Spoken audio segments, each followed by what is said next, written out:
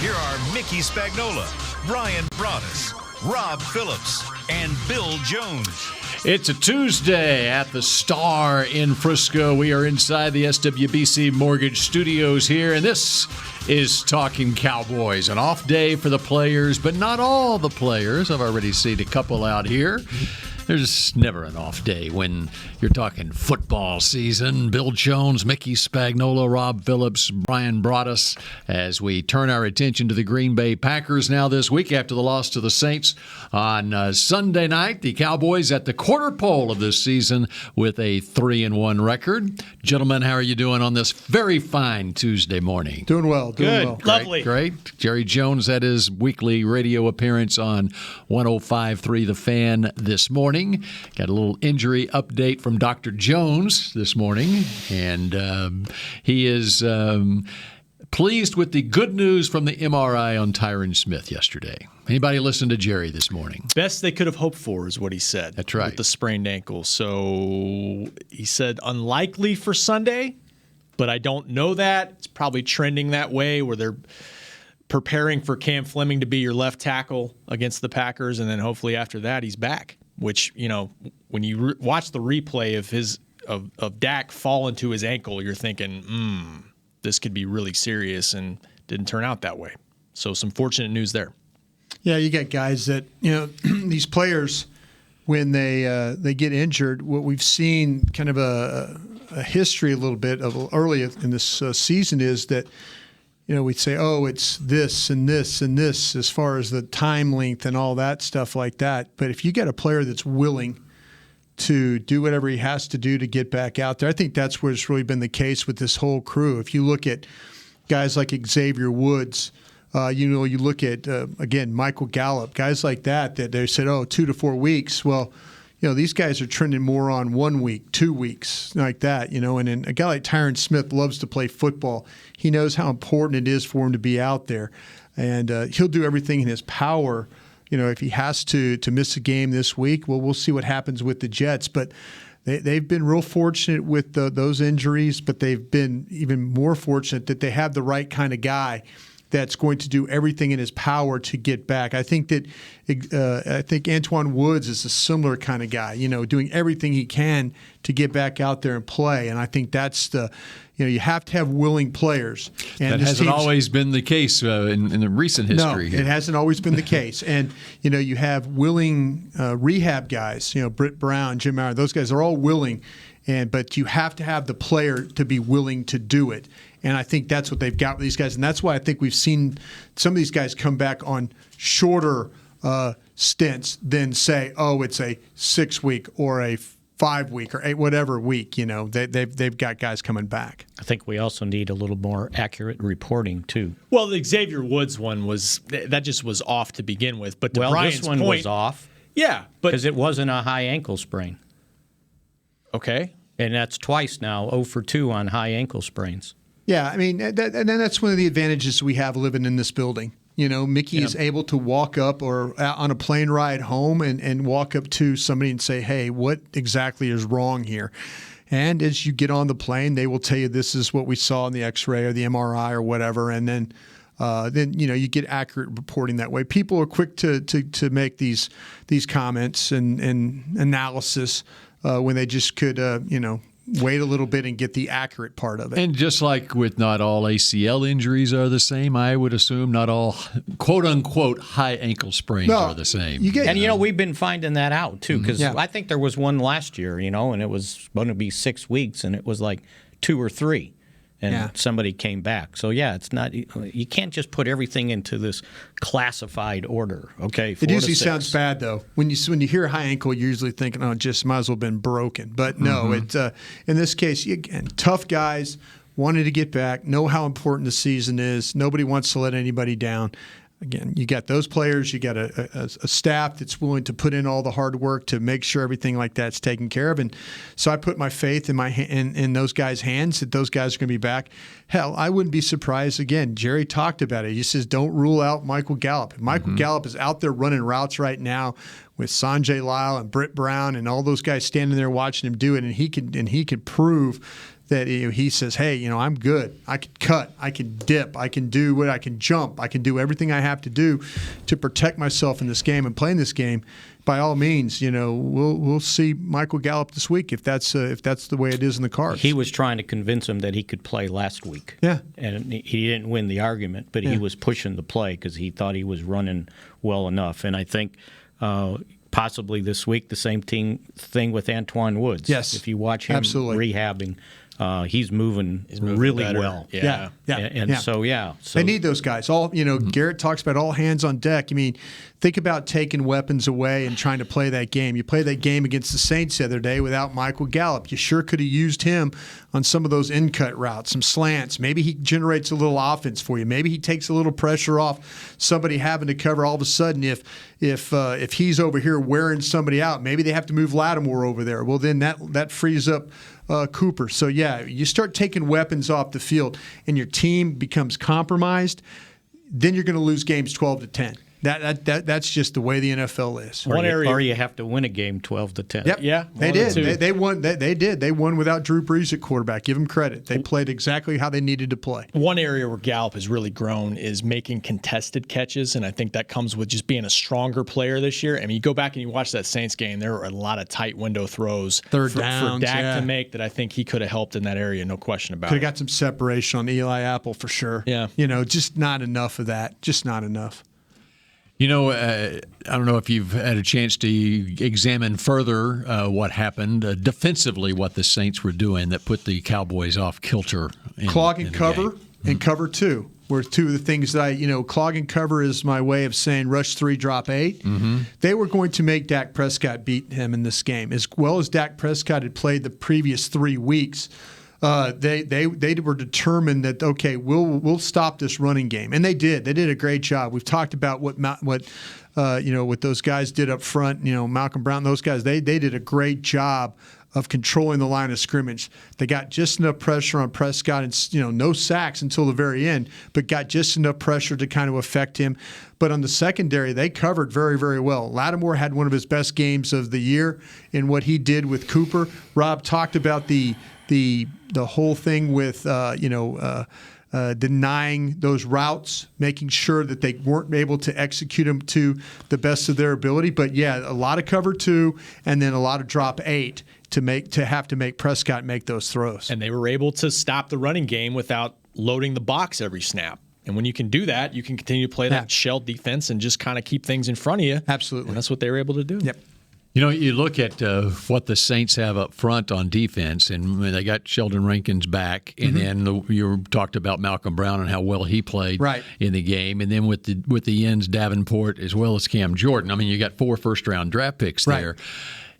I think in this day and age in the NFL, and those are the type players, mobile defensive linemen that Rod Marinelli is always looking for, especially, though, in this day and age in the NFL, getting those active, high motor guys up front, even against Pro Bowlers on an offensive line, they can give you fits. Well, you know what? And I heard Jason say this after the game, and Dak said it too, talking about their front, and he kept talking about their movement.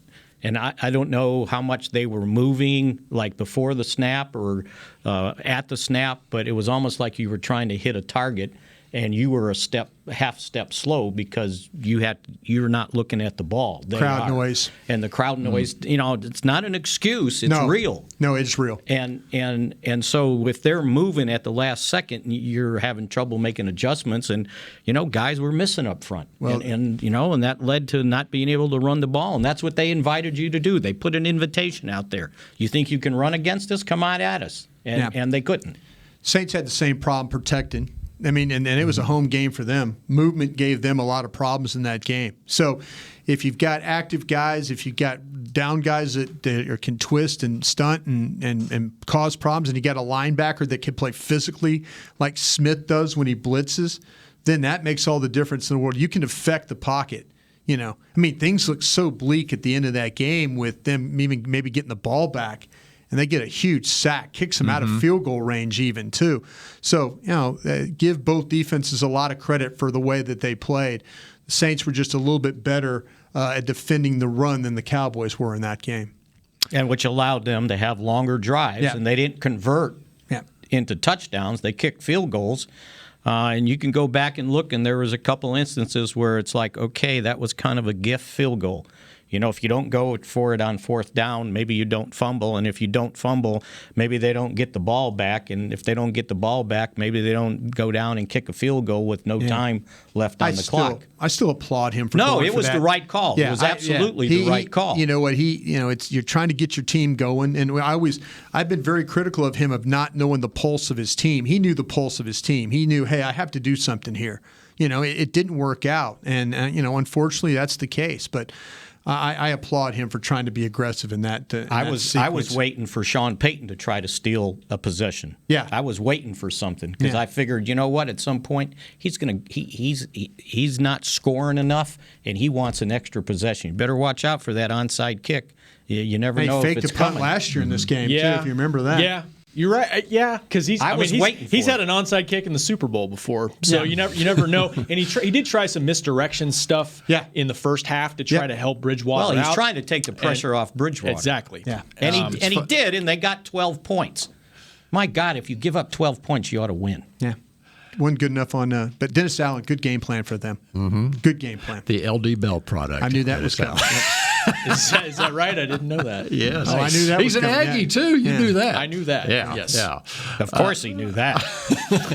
I was just thinking when you mentioned Sean Payton and the onside kick. Yeah. When who knows where Sean Payton what his legacy will wind up being, but I think maybe the signature moment, however long he coaches in his career, he can be coaching for 50 years, and people will say, "Remember that onside kick back in the Super Bowl in 2000?" It's only 10 years.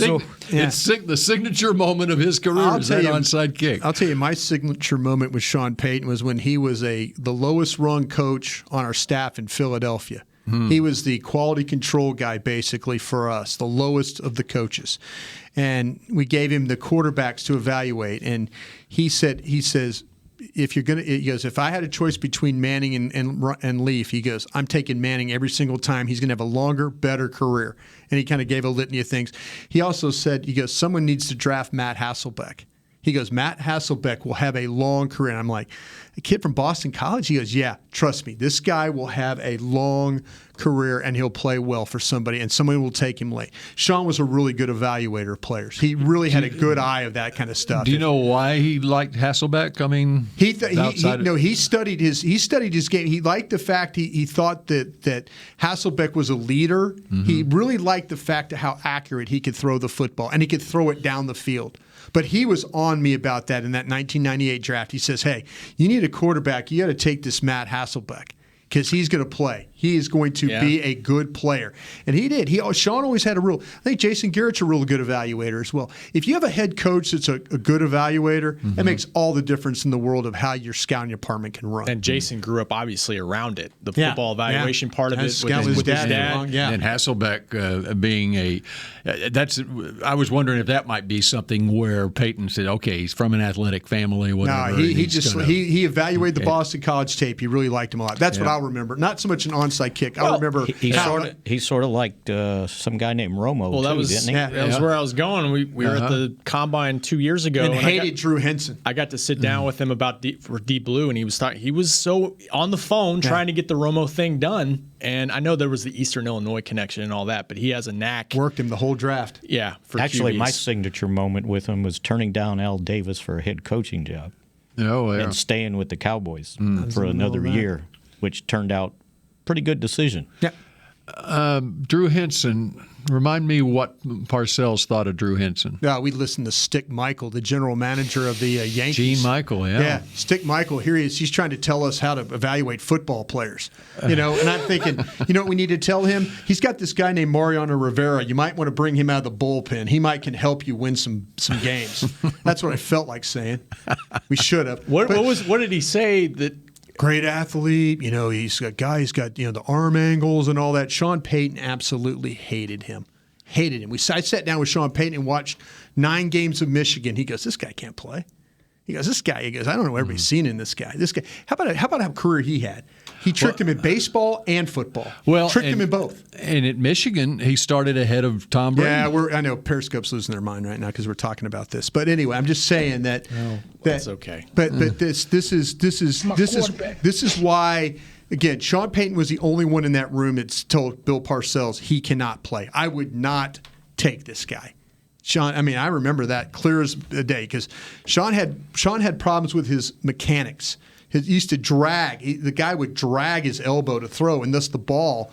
He'd have problem with his accuracy and stuff like that. And Sean's like, I had problems with his processing. Yeah, well, he wouldn't throw it. He was maybe a 4-point student. He was a classic example of a 4-point student who couldn't process quickly on the field. That happens. And so that happens. basically, you could only give him, he can throw to this side of the field on this play. And don't give him a whole field. Sean took a lot of heat for that one because he was the only one in the room. And again, we're listening to Gene Michael, the general manager for the Yankees, tell us what a great person and player and all that he is. And I'm like, why in the hell is he not playing for the Yankees then? Why is he trying to sell us? They got us on a conference call and did this. And conference call. This quarterback talk gets us back to Dak. Yeah. And when you look at what he did in college as a scout and trying to figure out, can he make the transition to the NFL? And one of the big things is, all right, you really don't know, based probably off his college stuff, whether he can process what he can read an NFL defense, whatever, because you haven't seen it before. You don't know what he can do. I think the thing with Dak that makes everybody you fall in love with him at Mississippi State was the fact of how hard he worked, how he did everything in his power. You talk to Dan Mullen, you talk to the coaches there at Mississippi State. Everybody was talking about work ethic, that he was going to do everything in his power to get it and to understand it and to try. I think that Jason Garrett has talked about that as well here. So, you might not have seen it in college, but if you've got the ability, the desire, the want to, the athletic ability. Plus a bright guy. Yeah. If you got that, the leader, all those things translate into what you can do. And the other thing about Dak, and this is where we are here coming off a loss, the extreme confidence with which he goes about everything that he does. Yeah. And it's infectious in that locker room. Right. I mean, we talk about the 24-hour rule in this league. This team has moved past that New Orleans game by now. Hopefully you learned from it, though, a little bit. Hopefully you learned a little bit. Yeah. All right, give us a call, 888-855-2297. We're taking your phone calls as we go up to 11:45 this morning here on Talkin Cowboys. Your new apartment's big. Such a great deal. It's okay. Just okay? What's not too... Right above the subway! Well, I bet you don't even notice it after the... That's my neighbor, Angus. A deal that's just okay is not okay.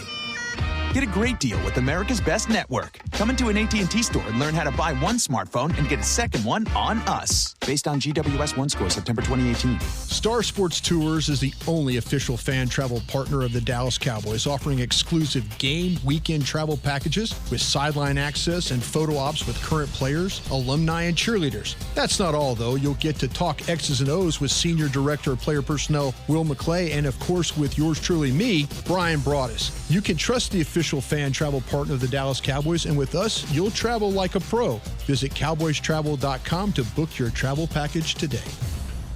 Work the Cowboys way and channel the winning business tradition of the Dallas Cowboys and the Jones family at Formation.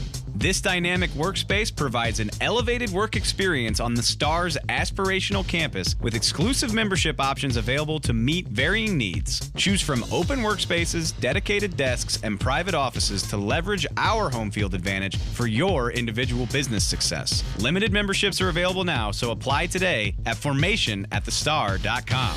A man's Stetson doesn't just protect him from life's elements. It projects an unstoppable and legendary spirit, just like the men wearing silver and navy on the field every Sunday. Since 1865, Stetson hats are American-made with pride right here in Texas. They are still the official crown of all self-respecting cowboys. And Stetson is proud to be on the field with America's team. Find Stetson hats in the Pro Shop or at Stetson.com today. Back to Talkin Cowboys. Free and open to the public. Join us each Monday at Neighborhood Services at the Omni Frisco Hotel for the Miller Lite Cowboys Hour presented by Albertsons. Next show, of course, next Monday night. And check out free-to-play predictive games in the Dallas Cowboys app to win cash prizes. Up to a $10,000 grand prize. Fans must be 21 or older and logged in to play. Download the app for access on game days at dallascowboys.com/app. So we continue here on Talkin Cowboys at the quarter pole of this season. Who had the Cowboys at 3-1 through the first 4 games of the season? That's kind of what I thought. Bet we all did. Yeah, I was thinking that Drew Brees would probably play. Would you have 4-0? Yeah. No, I had him at 3-1. Oh, okay. Yeah. But I thought Drew Brees would be playing for the Saints, too. So Me too. that's the other So they should have been caveat. 4-0. Well, I don't know. I think they should be. Absolutely. Yeah, they should be. They should be. They because should of have what found a happened with way. the They Saints. should have found a way to score more than 10 points. Absolutely. Mickey's right. Appreciate you being right, Mickey. Could have had 13. I'm always right. You guys forget that. Mark that, Caden, please. Make that a drop. That's why we're struggling. Yeah. So then, do they? I think you go look ahead, at, Rob. Oh, I think you just look at the schedule, those first 3 games, and you say, yes, they should be 3-0. It's always tough. I mean, Mickey's right. It's not an excuse going into the Dome and dealing with that noise. But I thought Stephen Jones made a good point, on the fan yesterday, that you've got to be able to execute despite that noise. Unless you're going to get home field advantage, and that's a possibility, you're going to have to go in these hostile environments and be able to handle it. And I don't think they felt like they handled it well enough in the game. The pre-snap communication, fine. I mean, really good. No pre-snap penalties. But the execution part of it, I think Brian wrote about it yesterday, 11 first down runs. Yeah. And I know that's a big topic coming out of this game. But there were some missed blocks, some missed opportunities from your game So review. what's wrong with 11 first down runs? I didn't say there was anything wrong with but it. everybody was making an issue out of it. Because that's why they lost. They'll tell you why. Mickey, and I'll answer a question. Because analytics guys will tell you that 11 first down runs only netted 1.8 yards, and the other, when they threw the ball, they averaged over 7 yards a catch. Well, yeah, that makes sense. So if I throw the ball on first down and I don't complete it, how many do I average? Yeah. 0. And then what do you do in second down? Well, you're throwing again. Yeah. And what do you do in third down? You're throwing again. Yeah. And then you just canned your running back. Well, I'm just telling you what the analytics guys will say. Yeah, I know what the analytics are saying. But it's not always common sense. Do me a favor, Mickey, because I was working on something, because I was hearing that maybe they were looking into signing Josh Jones today. But the safety that used to be with the Packers, Second round pick of the Packers. Yeah, it sounds like it's going to be to the practice squad, not to the active roster. Well, Jason said we either move somebody up or sign somebody off the street. Yeah, that's what I failed to mention earlier. Kayvon Frazier, of course, placed on IR with the pectoral. Yes. So Josh Jones, keep an eye on that one right there. That's why. I'm sorry, I was doing Mickey, and you just were making a point, and I. About what you were saying. No, I was just saying I don't understand why they had 12 first down passes, 11 first down runs. So just because you pass on first down doesn't mean you're going to complete it. There's no. Well, they started the game with a pass. Yeah, and they did. It was down from the first 3 games. That's why it's a topic right now. But because they were able to spread them out in the first 3 games and do. How did the other team play? How did the defenses play? And I think. You're trying to run to kind of get Zeke, my theory? Get Zeke established and take the crowd out of it. I think is what you're trying to do. I think this is my theory on why they did what they did, especially on first down. And we had this discussion with Jason Garrett, is that the one thing he told Kellen Moore was, when you play with crowd noise, get the play in quick. Get the play in quick. So with that being said, okay, Kellen Moore could be in a situation where you're saying, okay, I feel like I could run the football. Teams have run the football against these guys as before. Maybe I need to I need to get the play in quick and allow Dak to make his adjustments, whatever he has to do. If he wants to check the play, he could check the play. But I have a feeling that they got out of it a little bit because of the situation of the crowd noise. I felt like that they said, okay, we're going to get that play in and then let Dak be the determining factor on this play of what if we're going to go run or pass. That's just the theory I have, because when you deal, if people ask about why not all the shifts and motions and stuff like that, that takes time, that takes communication. It's a lot harder to do in that environment. It's a lot harder to do in that environment. And so to me, if you get a play in, if you say, okay, we're going to run the football on first down, I think Kellen Moore went in with the confidence that he could run the ball on first down. And that's a little bit why that he was able to, again, get the play in, let Dak make the adjustment, and then go from there. And, yeah, Saints did a great job. I mean, they did a great job. But, again, the analytics guys will argue, and I'm not an analytics guy. I'm not at all. I'm more like Mickey than an analytics guy. But I also understand that if you're telling me I could get it 7 yards a pass and I'm getting a little under 2 yards a carry on first down, that maybe I need to make some type of adjustment. That's all. That's all that I think the analytics guys are saying. Yeah, and that goes back to the Tony Pollard issue, because he gets 2 snaps on offense, and maybe they were worried about him in blitz pickup. Well, maybe, but I see. But you can also do other things to get him involved too, right? Maybe there's a package, especially with Gallup not in the game. Maybe you could get him involved a little bit. I get Garrett's point about Zeke wasn't tired. They didn't have a lot of plays. It's not like you had to spell him there. But I was a little surprised he wasn't a little more involved, because he is versatile and you can put him in different spots to maybe try to get something going. I'd love to have handed him the ball a couple times on the edge. Maybe try that. Yeah. Try to kind of soften him up on the outside a little bit and maybe spread him out. But I love running the football. I'm sorry I piss a lot of people off saying that, because everybody will say, in this day and age you got to be able to throw, and I agree. I mean, you have to throw to score points, but I think that nothing better than when a team has that ability to run the football and be really good at it. And I think the Cowboys felt like that they were, whether it's cavalier or not, they felt like that they were better than the Saints and they could run the football. Well, they just didn't. Look at the way this offensive line has played to that point. Sure. As dominant as we've seen them in recent years. And that's why you just kind of have to tip your cap to some degree to the Saints for what they were able to do up front. Yeah. All right, let's go to Jordan in Odessa. You're up on Talking Cowboys. Hello, Jordan. Hey, guys. How's it going? Great. Good. Look, so I was just trying to figure out all night why they seem to just run Zeke right into a wall all night. I didn't really see – I saw like a couple of, sweep passes or sweep runs, but I didn't see any type of zone running, no, just it was all into a wall. I mean, when you get a brand-new car, you don't just run it into a wall. You drive it around and test it out a little bit. But it seems so lackluster with the play calling. I guess it could have been, a lot of drop passes and stuff like that from the receivers, and I guess that's where you miss Gallup. He's so sure-handed.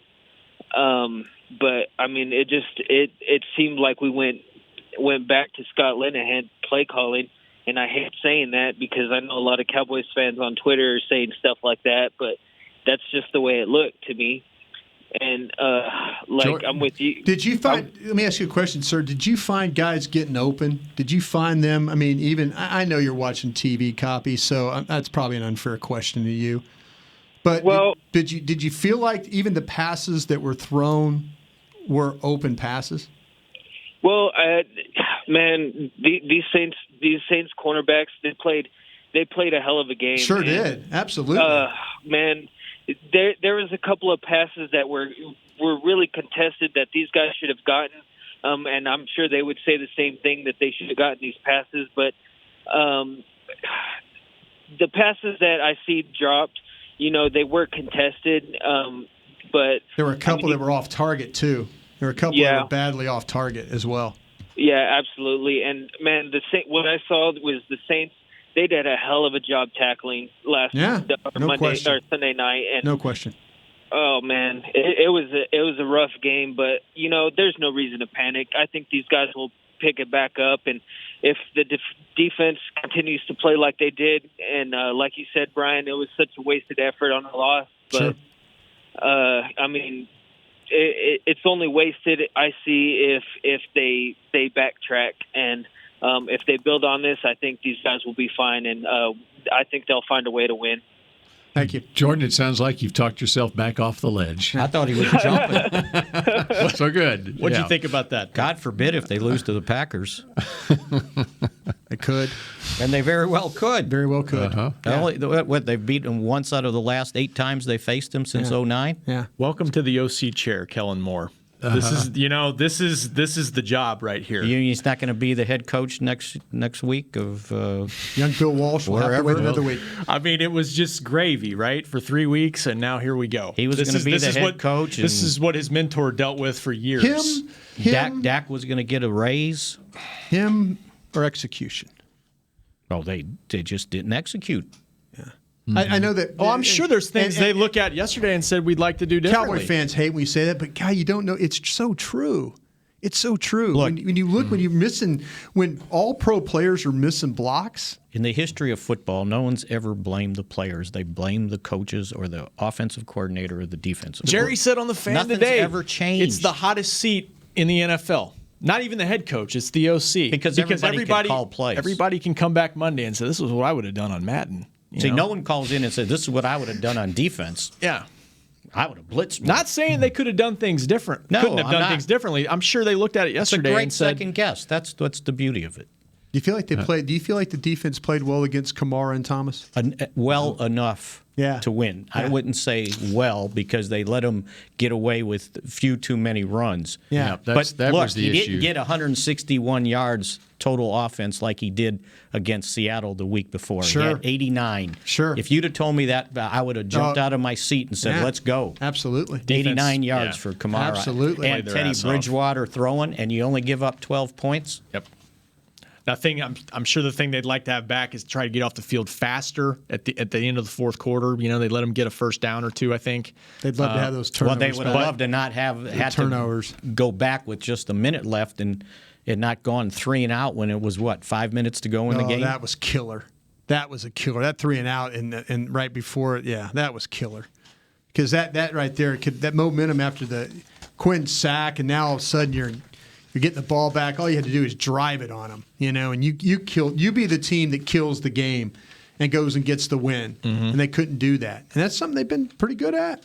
Been pretty good at moving the football. They just didn't move the football well enough. All right, we continue with more of Talking Cowboys. We'll get to Sam, your phone call, in just a moment when we continue.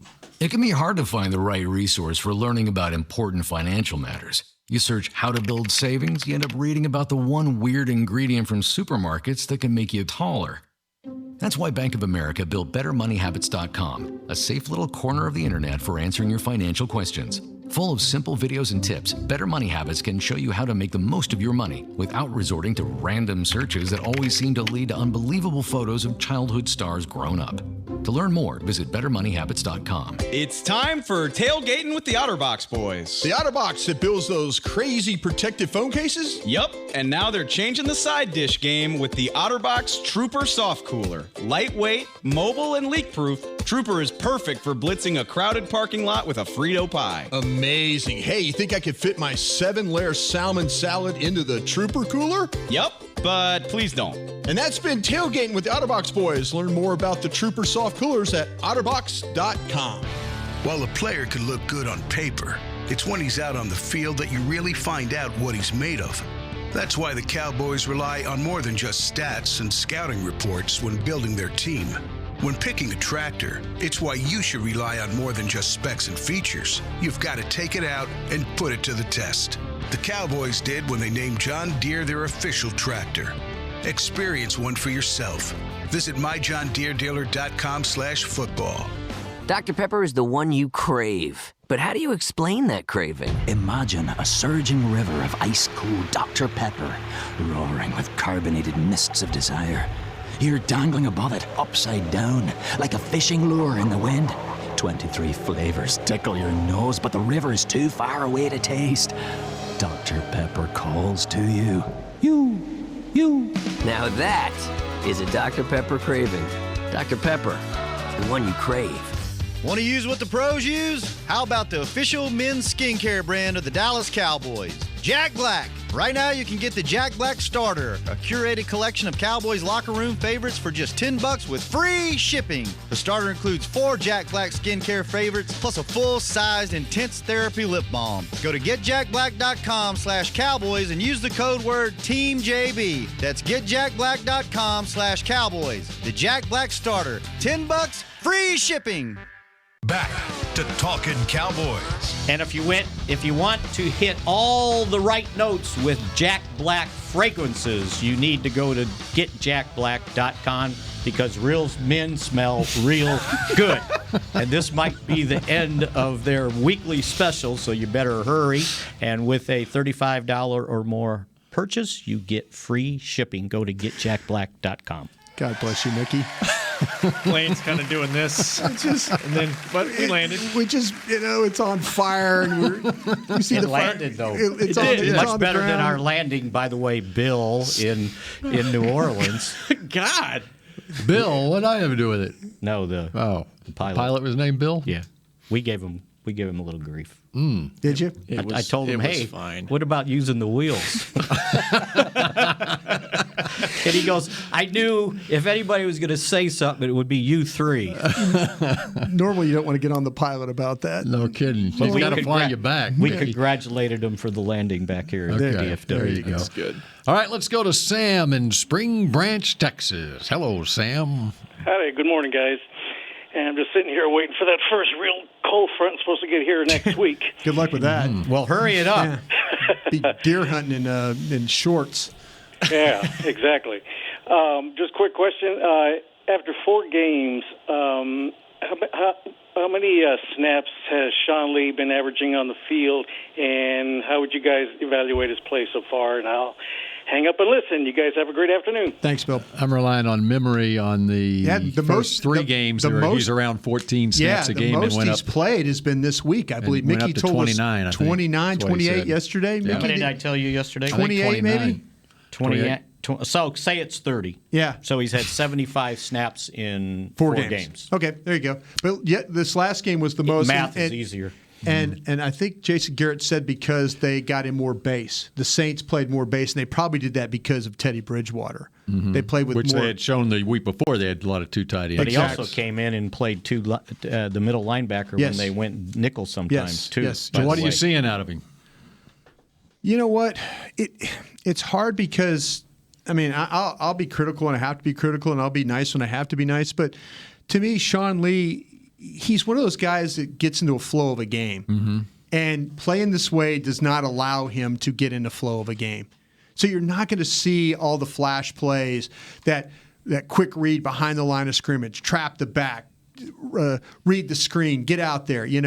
I think with Sean, it's unfortunate that he is in this role. I know he embraces whatever he can do, but it doesn't play to his strength. I think Sean Lee needs to be on the field, and Sean Lee needs to be playing 50 plays because he gets a feel for how to play the game that way. He knows how to play the game.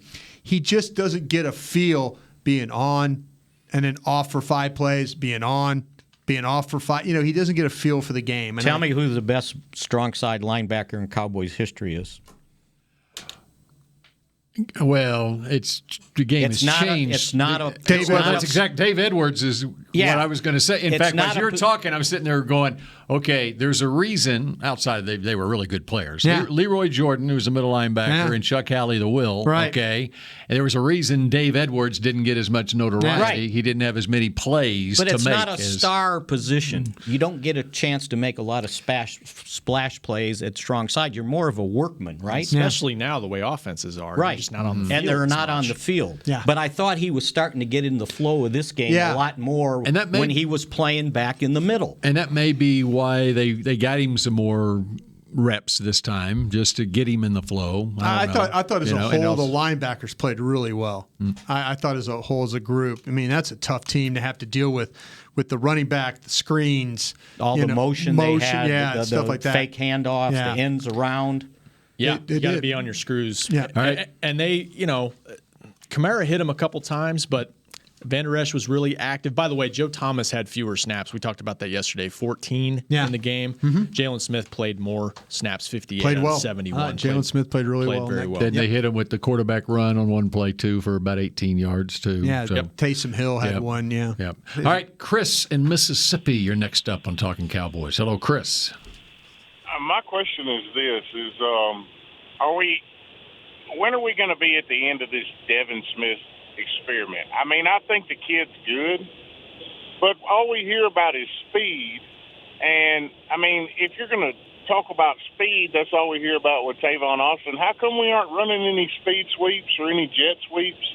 I mean, this is just they like had an end around. They had an end around for 3 yards the other day in that game. Tavon.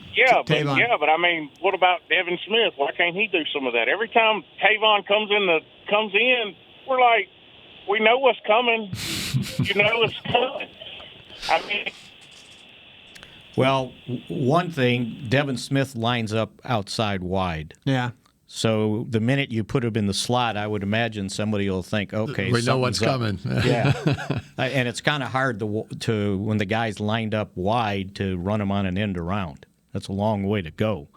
To answer your question, when Michael Gallup gets back, you're going to be seeing a lot less Devin Smith. There's the easy answer right there. That is the real easy answer. And then they'll just spot him like they did in the Washington game. Sure, absolutely. And all of a sudden that speed will catch you off guard.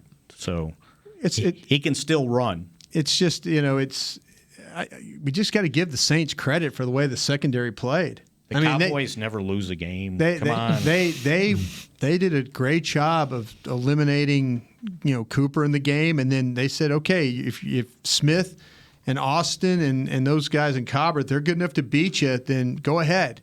But they didn't. Those guys didn't beat you.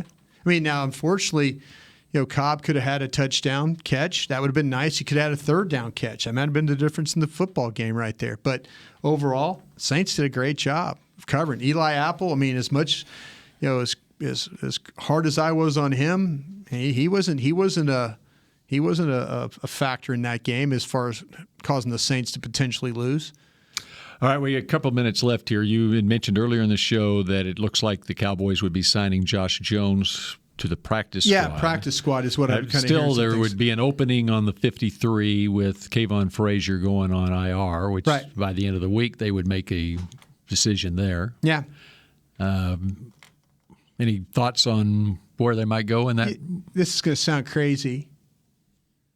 I mean, maybe it's a deal where he starts off on the practice squad and then they bring him up. That's what I was wondering. Maybe they just play a little light during the week. Maybe they go one short and then they just keep when they flip the roster at the end of the week, then they determine that Jones is in good enough shape and all those things. He's got until Saturday, right? Yeah, Saturday. I don't think Kayvon's officially on there, injured reserve. But you see how your guys get through the week, make sure nobody gets hurt. You get a look at Josh Jones during the week. Absolutely. Absolutely. Well, it'll come down to, does he play special teams better than Donovan Wilson?